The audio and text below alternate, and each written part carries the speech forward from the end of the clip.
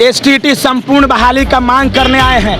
हम ये कहने आए हैं कि एसटीटी संपूर्ण बहाली करना होगा। मेरिट और नॉट मेरिट कह के आप लड़ा रहे हैं कि मामला कोर्ट और सुप्रीम कोर्ट हाई कोर्ट में चला जाए। हम बेवकूफ़ नहीं हैं। और जब माननीय नेता प्रतिपक्ष थे तेजस्वी यादव, तो उन्होंने कहा था कि तुम आत्मदाह मत करो, मत मरने की कोशिश करो, लड़ो, संघर्ष करो। जब हमारी सरकार आएगी तो हम बहाली करेंगे, वादा करता हूं मैं। और तुम लोग मिल के लड़ो। आज वक्त आ गया है। हम महोदय से, माननीय नेता प्रतिपक्ष, पूर्व नेता प्रतिपक्ष और उप मुख्यमंत्री महोदय से कहने आए हैं कि अब हम लोग दोनों मिल करके आ गए हैं। संपूर्ण 80,000 की बहाली कर दीजिए। आपका जय जयकार होगा बिहार में। हम यहाँ तक कह रहे हैं।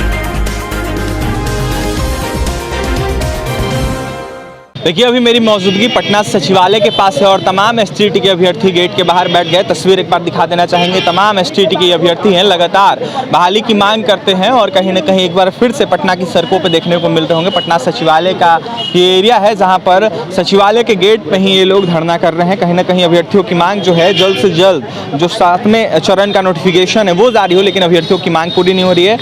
तमाम अभ्यर्थी हैं, अनिल से बात करेंगे। अनिल, गेट जाम करके बैठे हुए हैं, क्या बात है?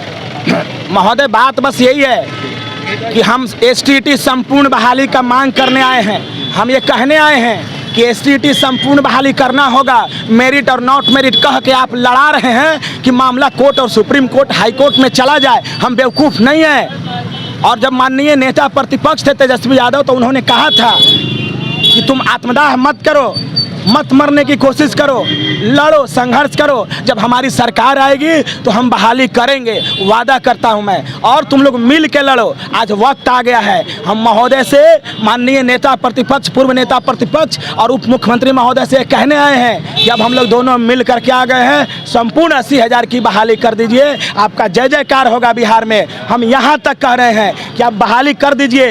बीजेपी वाला को पोलिंग एजेंट नहीं मिलेगा बिहार की धरती पर। ये बात मैं कह रहा हूँ। करने की बात कही है शिक्षा मंत्री ने आप लोग। हाँ, शिक्षा मंत्री ने क्या इंतजार करे? ये तो बीजेपी वाला से भी जुमलाबाज बात हो गया। अरे बीजेपी के तो मैं जानता हूँ कि बीजेपी और आरएसएस के एजेंडा में नौकरी है ही नहीं। वो तो नौकरी नहीं देता ना।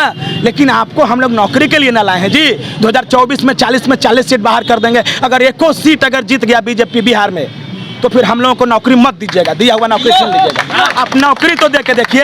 अगर वो खाली सुन लीजिए, हम लोग 80,000 को नौकरी खाली दे दीजिए। अगर बीजेपी वाला प्रचार प्रसार कर दिया ना बिहार की धरती पर, तो असल माई के लाल नहीं, हम लोग रिजाइन करेंगे।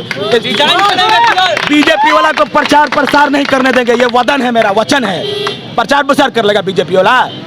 क्यों हम बीजेपी से गुस्सा है? क्योंकि वो 2 करोड़ प्रधानमंत्री बोला था कि नौकरी देंगे, लेकिन वो एक बात नहीं बोलता। आजकल वो एक बात नहीं बोलेगा रोजगार पर, एक बात नहीं बेरोजगारी पर, एक बात नहीं भूखमरी पर, एक बात भी तो नीतीश कुमार आजकल बोलेगा। अनिल जी, नीतीश कुमार उस टाइम एक प्रधानमंत्री बोलेंगे आज कि हरा हरा पेड़ लगाओ, पर्यावरण को शुद्ध करो। तब पर्यावरण को शुद्ध करके हम निगोल छिलेंगे पर्यावरण को?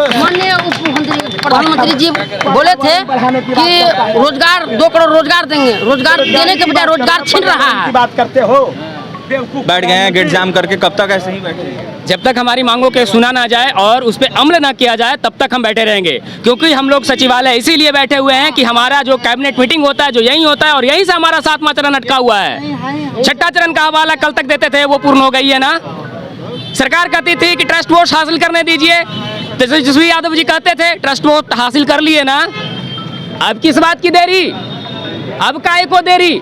शिक्षा मंत्री जी हमारे गोल गोल चक्कर कटवा दे रहे हैं। नीतीश कुमार को प्रधानमंत्री बनाने की बात कही जा रही है। दिल्ली निकल रहे हैं तेजस्वी यादव और नीतीश कुमार दोनों। क्या कुछ कहिएगा? आप लोग सड़क पर बैठे? देखिए, हम लोग सड़क पर बैठे हैं और वो जो बोल रहे हैं कि वो प्रधानमंत्री और देश से अभी कुछ दिन पहले ही मतलब ट्विटर वगैरह पे एक न्यूज़ आया था कि अगर ज़रूरत पड़ेगा शिक्षा का गुणवत्तापूर्ण शिक्षा के लिए तो हम पूरे देश से मतलब कि टीचर का कैंडिडेट यहाँ पे बिहार में भर्ती करवाएंगे। तो हम यही बोलना चाहते हैं क्या बिहार के जो कैंडिडेट हैं, जो इतने सारे क्वालिफाइड कैंडिडेट हैं और हाईली क्वालिफाइड कैंडिडेट हैं, तो क्या वो एलिजिबल नहीं हैं बच्चों को यहाँ पढ़ाने के लिए और गुणवत्तापूर्ण शिक्षा देने के लिए?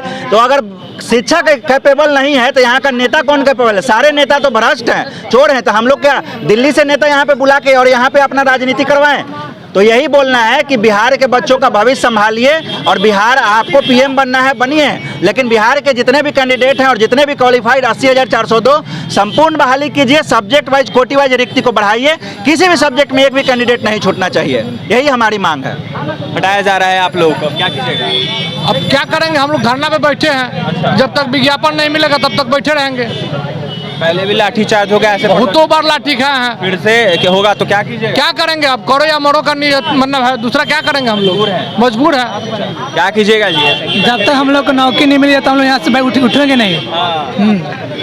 क्या कुछ कहिएगा? लगातार संघर्ष कर रहे हैं सर, लगातार संघर्ष कर रहे हैं। सबसे पहले तो ये बताते हैं कि 12 मार्च को जब हम लोग क्वालिफाइड थे तो 21 मार्च को 2 पार्ट में क्यों डिवाइड किया गया? आप ये बताइए कि मैट्रिकुलेशन जब फर्स्ट डिवीजन कोई लाता है तो क्या उसको सेकेंड डिवीजन कर दिया जाता है? ये जितने भी एजुकेशन डिपार्टमेंट के लोग हैं ना, सारे लोग करप्ट इंसान है, कुछ समझ में नहीं आता है। अभी जो शिक्षा मंत्री बने हैं वो कभी इंटरव्यू की बात बोलते हैं, कभी दिल्ली की रोल मॉडल की बात बोलते हैं। अरे आप बिहार के एक रोल मॉडल को तैयार कीजिए कि बिहार की रोल मॉडल को देखने के लिए देश विदेश से आए, लेकिन यहाँ तो शिक्षा मंत्री गुलूल जुलूल कुछ बोलते उन्हें कुछ पता नहीं लगता। शिक्षा मंत्री चंद्रिका तो साहब कहना है कि हम दिल्ली का जो मॉडल है वो बिहार में लाके दिखाएंगे। अरे दिल्ली की मॉडल नहीं, आप बिहार में से मॉडल को तैयार कीजिए कि बिहार की रोल मॉडल को देश विदेश और दिल्ली वाले देखने के लिए आए, तो इन्हें कुछ पता नहीं लगता, उल्टा पुल्टा बातें करते रहते हैं लड़कों के बीच। देखिए, ये एसटीटी के अभ्यर्थी हैं, तमाम मेरिट नॉट मेरिट के अभ्यर्थी हैं। तमाम अभ्यर्थियों का बस एक ही मांग है, जल्द से जल्द नोटिफिकेशन जारी हो। और पटना का ये सचिवालय है जहां बाहर अभ्यर्थी जो है बैठ गए हैं और कहीं ना कहीं जो प्रशासन है यहाँ की वो अभ्यर्थियों को समझाने की कोशिश कर रही है, लेकिन अभ्यर्थी जो हैं वो साफ कह रहे हैं कि अपर मुख्य सचिव से हमें मिलवा दीजिए, उसके बाद हम यहाँ से हटेंगे, लेकिन अभ्यर्थियों को नहीं मिलवाया जा रहा है। और कहीं ना कहीं अभ्यर्थियों का यह साफ कहना है कि शिक्षा मंत्री जिस तरीके से बात कहते हैं, कहीं ना कहीं उनको नोटिफिकेशन जारी करना चाहिए। जिस तरीके से अभ्यर्थियों का यह भी साफ कहना था कि नीतीश कुमार पीएम बने लेकिन हम लोगों की बहाली करवा दे, काहे कि हम लोग 3 साल से परेशान चल रहे हैं। और देखिए, पटना के सचिवालय के बाहर तमाम एसटीटी के अभ्यर्थी प्रदर्शन कर रहे हैं और लगातार 7वें चरण बहाली को लेकर मांग कर रहे हैं। फिलहाल तमाम अभ्यर्थियों को आपने सुना है क्या कुछ कहना था, और भी तमाम खबरों के लिए बने रहें NBC 24 मीडिया के साथ। हमारे चैनल को सब्सक्राइब करें, पेज को लाइक करें। बहुत बहुत धन्यवाद।